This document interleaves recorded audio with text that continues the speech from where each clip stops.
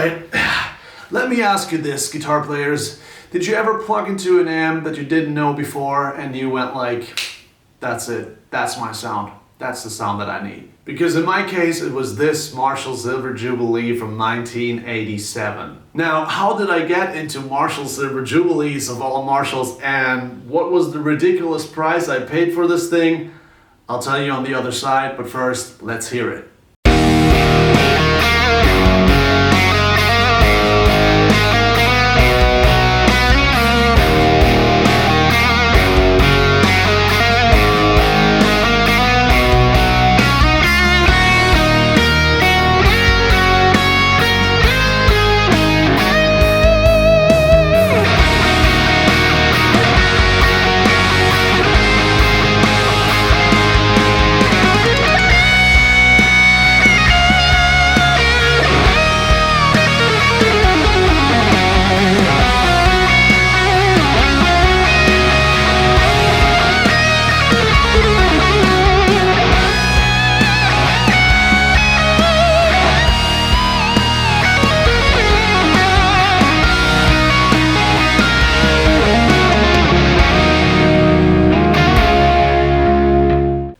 Before we get into this, I want to plug my courses and my tabs and backing tracks real quick.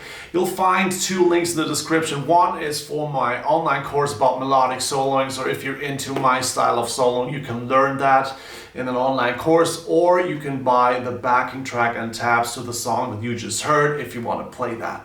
Okay, Silver Jubilee, how did it all happen and what did I pay for it? It is a ridiculous story, to be honest. We have to go back all the way to 2011. In 2011, I was 20 years old and I was at the time playing a Wagner Shiva, and that was because I had somewhat of a bad past with the Marshall amps that I've tried. I had dealt with the vintage modern a little bit, and I made it clear in other videos that that wasn't my favorite amp at all. The JVM sounded somewhat cool, but I was never convinced it should be my amp.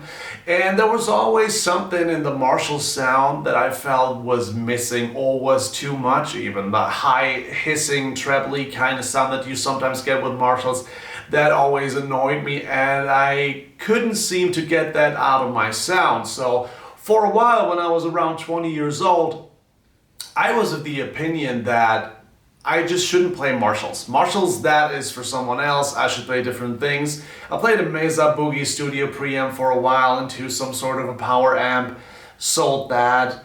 But then came the day that changed everything. And that was when my dad gave me this DVD, remember DVDs? Of this guitar player called Joe Bonamassa. I had heard of Joe Bonamassa before, but this DVD was titled Live at Royal Albert Hall.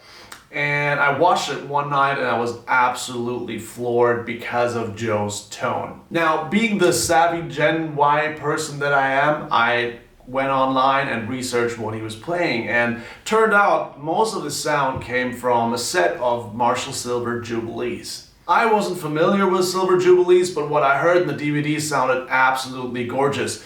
What was different about that sound that I liked was it was a lot darker, and little did I know at the time it was also due to Joe's selection of speakers. But the Silver Jubilee to me was that amp where I was like, I'm gonna give Marshall one more try. I'm gonna try this Marshall Silver Jubilee, and if that isn't the thing that I'm looking for, I'm done with Marshall pretty much.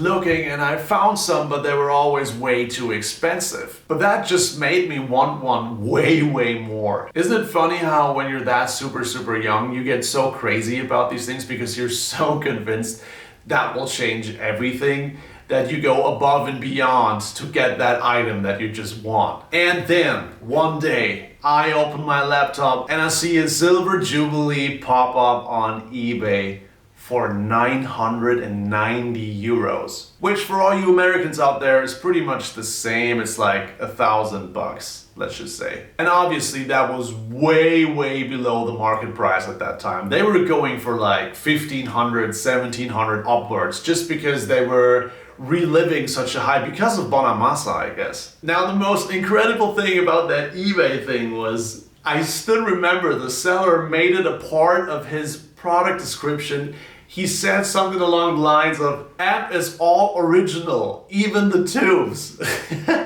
Which, like, an amp built in 1987 with the original tubes still in it is probably another investment for you as the buyer of that item. But the seller communicated that in a way as if that was adding to the originality of the amp or something. With that price and that statement about the all original tubes, I was pretty much convinced that seller didn't know what he was selling. So what I did was I just clawed for every penny that I had, and I made it somehow happen and bought that thing off of eBay, unseen, just total risk move on my side. It could have been broken, damaged, whatever, and it showed up a couple days later at my house and it actually worked. So I plugged it in hoping it would be what I wanted it to be, and it sounded like this.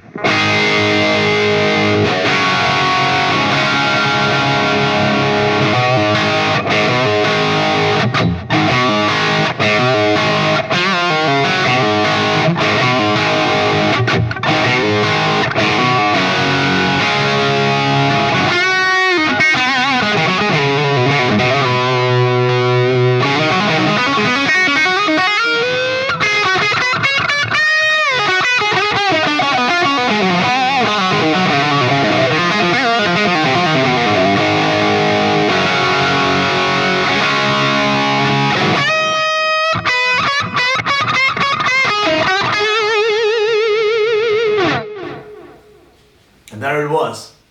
That was the sound. It wasn't Joe Bonamassa's sound, and it wasn't Slash's sound, and it wasn't John Frusciante's sound. It was my sound. And that's the cool thing about the Silver Jubilee. You don't have to sound like Slash using one. You don't have to sound like Joe Bonamassa. You can definitely make it your own. And with the choice of the right speaker cabinet, it sounds different anyway. And that amp just had all the qualities I wanted from a Marshall, without the other annoying things that I never liked in any Marshalls. It has the super raunchy mid-range,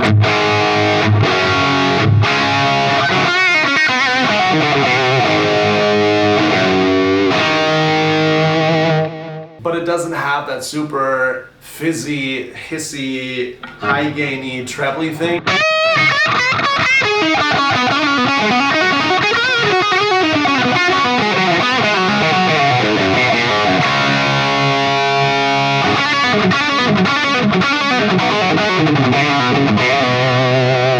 But it has all that gnarly mid-range that I like so much, that I find so rock and roll. And there you go. It was a total impulse buy because someone listed it in Reverb for way too little money, and I was just able to afford it at that point, but I was pretty broke afterwards. But it has remained the only amp in my arsenal, I would say, that I never gave away, sold, or even considered selling. And isn't it funny how that sometimes works? I was done with Marshall at age 20. I just didn't like them anymore. I couldn't stand it. Was happy with the Bogner. Then I listened to Joe Bonamassa. I won the Silver Jubilee after listening. I'm seeing that I can't afford it. Some guy on the internet lists it for way too little money. Out of an impulse, I buy this thing blind, with the original tubes from 1987. By the way, the tubes still work. Weren't sounding great, but they still work. And then it becomes my mainstay in my rig, and I have it today, 2024, 13 years later. I'm looking over there because it is over there. It's still my main amp when I'm gigging with an amp. I have a Kemper here for all the stuff that I'm doing at home. Whenever I'm out with an amp, it's the Silver Jubilee. Other amps came and went. This one is still my favorite, and it probably always will be. So there you have it, 990 bucks in 2011. It was an eBay find. It is my favorite Marshall. It is the Marshall Silver Jubilee. I hope you enjoyed that story. Tell me in the comments about your favorite amp, your dream amp, and how you found it and why it is your mainstay. And I'll see you in the next one. Here's a couple more sounds.